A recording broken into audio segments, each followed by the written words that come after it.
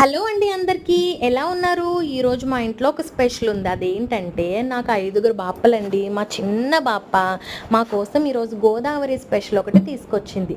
అదేంటంటే టంటడాయిన్ సీరమేను. సీరమేను అంటే మా అందరికీ చాలా ఇష్టం. గోదావరి జిల్లాల్లో సీరమేనికి ఒక స్పెషల్ ఫ్యాన్ బేస్ ఉందనే చెప్పాలి. పులస చేప తర్వాత మళ్ళీ అంత ఫ్యాన్ బేస్ సీరమేందే. దాని టేస్ట్ దాందే, దీని టేస్ట్ దీందే. అది పులుసు, ఇది గిరు, రెండు రుచుల్లో తగ్గేదే లేదంటాయి. అంత టేస్టీగా ఉంటాయి ఈ సీరమేను చేపలు. చేపలను తీసుకురాగానే మంచిగా 3-4 టైమ్స్ క్లీన్ చేసేసుకొని ఉప్పు, కారం, అల్లం వెల్లుల్లి మసాలా పేస్ట్, ఆనియన్ పచ్చిమిర్చి పేస్ట్ వేసుకొని కలిపేసిన తర్వాత మరుగుతున్న నూనెలో వేసింది మా బాప్ప. వేసిన తర్వాత ఒక్కసారి గరిటెతో కలిపింది. ఎక్కువ అస్తమాను కలపకూడదమ్మ, గరిటెతో ఎక్కువసేపు కలపకూడదు అని చెప్పింది అనమాట. కుదపాలి అని చెప్పింది. ఇట్లా 2 చేతితో క్లాత్ పట్టుకొని కుదిపితే మంచిగా మిక్స్ అవుతుంది.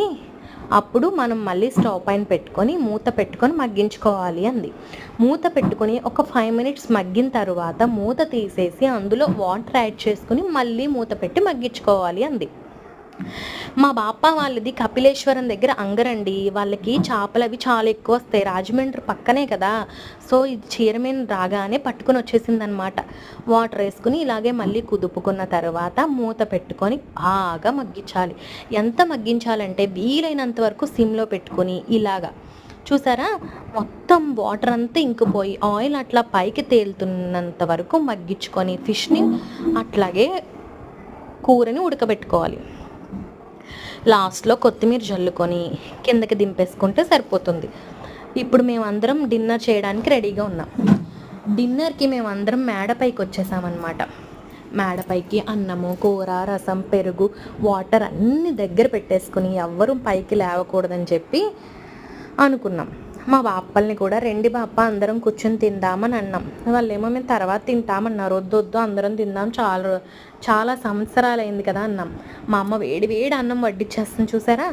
మా బాప్పలు కూడా అందరూ కూర్చున్నామా, మంచి చెడు ఆనందంగా మాట్లాడుకుంటూ ఆ చీకటిలో చల్లగా ఉంది ఫ్రెండ్స్ మంచిగా. ఇప్పుడు ఫైనల్లీ మా అమ్మ కర్రీ వేసేస్తుంది. వెయిటింగ్ ఫర్ ద కర్రీ అనమాట. ఎన్ని ఇయర్స్ అయిందో తిని మళ్ళీ ఇప్పుడే దొరకడం కూడా రేర్ అయిపోయినాయి అనమాట. చూసారా, కర్రీ వేసేసుకున్న తర్వాత వెంటనే కలిపేసి అందరం తినేసాం మంచిగా. చాలా హ్యాపీ అనిపించింది. ఇట్లాంటి పాతకాలం వంటలు తింటున్నప్పుడు ఎందుకో మనసుకి చాలా ప్రశాంతంగా అనిపిస్తుంది కదా. బాయ్ ఫ్రెండ్స్ అందరికీ. వీడియో నచ్చితే లైక్ చేయండి, సబ్స్క్రైబ్ చేయండి. Thank you.